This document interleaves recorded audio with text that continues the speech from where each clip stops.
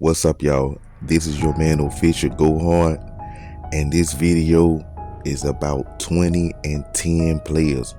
Players in the NBA that get 20 points and 10 rebounds. 20 and 10 players are the most consistent players in fantasy basketball because they come in so many different ways. Because they generate so many points outside of the scoring category. Let's just take Karl-Anthony Towns and put him in, DraftKings Best Ball, for example. Karl-Anthony Towns get 12.8 rebounds per game, which is basically 13 rebounds per game. That'll be 16.25 points in DraftKings. He also get 3.1 assists. That's basically 3 assists, and that gets 1.5 per assist, so that's 4.5 points. He also make 2 3-pointers a game, which is another point. But here's the thing that's not factored in: double-doubles. Double-doubles are worth sometimes 1.5 points in DraftKings and sometimes 3 points in DraftKings.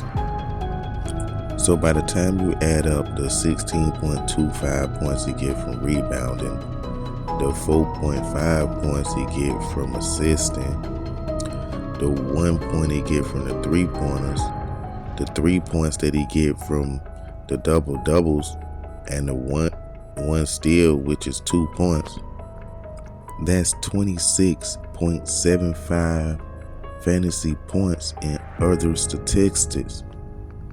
And with his usual average of 24 points per game, that brings him up to 50 fantasy points per game. And that's just on average, without the influx in any category, where they usually get something in all the different categories. So anywhere you are in fantasy drafts, if you see anything that look like a 2010 player, you must draft him. Because how do you think Walker Kessler's and Ivica Zubac's are surviving in fantasy basketball all the way into top 50 players? In projections, of course. They're excellent rebounders.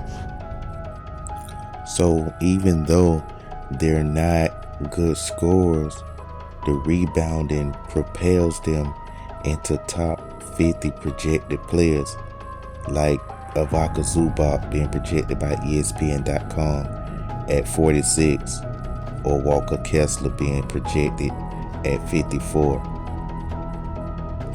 Neither of which score 20 points a game, or even 17 points a game.